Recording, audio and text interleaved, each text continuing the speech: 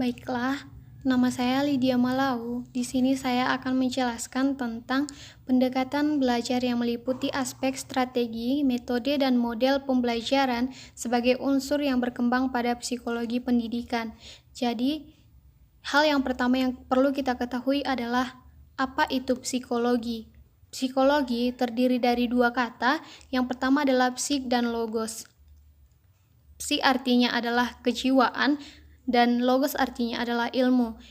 Jadi, psikologi dapat diartikan sebagai ilmu kejiwaan. Jadi, seorang guru ketika akan mengajar harus mengetahui apa itu arti dari psikologi tersebut. Jadi, pendekatan belajar yang pertama saya jelaskan itu adalah model. Jadi, model pembelajaran yang pertama itu adalah pembelajaran diskusi kelas. Jadi, model pembelajaran diskusi kelas ini adalah yang mana digunakan untuk memperbaiki cara berpikir dan keterampilan komunikasi siswa tersebut. Jadi, hal ini dilakukan di kelas terhadap siswa-siswa tersebut untuk saling berdiskusi dan mengetahui suatu pembelajaran yang masih mereka kurang mengerti. Yang kedua itu adalah model pengajaran, di mana hal ini adalah model ini berpusat pada guru tersebut, di mana guru tersebut menggunakan model ini untuk menunjang proses belajar dari siswa tersebut. Yang ketiga itu adalah pembelajaran kooperatif. Pembelajaran kooperatif ini adalah pembelajaran yang dibuat agar siswa tersebut dapat bekerja sama dan bertanggung jawab pada kemajuan belajar temannya masing-masing. Yang keempat itu adalah pembelajaran konstekstual. Jadi, pembelajaran konstekstual ini merupakan konsep yang berhubungan antara materi pelajaran dengan situasi pada siswa. Jadi, yang kedua kita akan membahas tentang metode. Metode yang pertama itu adalah metode ceramah, di mana metode ceramah ini adalah penanganan secara lisan antara guru dengan siswa, di mana bahan pembelajaran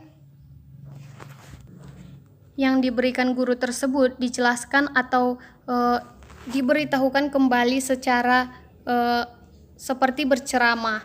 Yang kedua itu adalah metode demonstrasi. Jadi metode demonstrasi ini adalah cara penyajian pembelajaran dengan memperagakan atau mempertunjukkan kepada anak-anak tersebut. Yang ketiga itu adalah metode eksperimen, di mana seperti yang kita ketahui, eksperimen itu adalah suatu percobaan. Jadi ketika ada suatu pembelajaran yang membutuhkan percobaan, maka disinilah kita lakukan percobaan-percobaan tersebut. Kita membuktikan bahwa sesuatu yang dipelajari itu adalah betul. Jadi yang ketiga itu adalah strategi. Saya di sini akan menjelaskan tentang strategi-strategi yang digunakan di dalam pembelajaran. Jadi yang pertama adalah strategi inquiry. Jadi strategi inquiry itu adalah rangkaian kegiatan pembelajaran yang menekankan kepada proses berpikir kritis. Jadi di sini bukan hanya kita tidak hanya menekankan berpikir kritis saja terhadap anak-anak, tetapi juga secara analitis untuk mencari dan menemukan sendiri jawaban dari suatu masalah yang telah ditanyakan. Jadi anak-anak tersebut harus mampu berpikir kritis dan analitis agar segala sesuatu yang anak-anak tersebut ketahui dapat disampaikan dengan baik. Jadi yang kedua itu adalah strategi pembelajaran berbasis masalah. Jadi strategi pembelajaran berbasis masalah ini dapat diartikan sebagai rangkaian aktivitas pembelajaran yang menekankan kepada proses penyelesaian masalah tersebut secara ilmiah. Jadi strategi yang ketiga itu adalah strategi pembelajaran kooperatif atau kelompok. Jadi seperti yang kita ketahui, kooperatif itu adalah kelompok. Jadi di sini siswa diharapkan belajar secara berkelompok-kelompok untuk mencapai tujuan pembelajaran yang telah dirumuskan.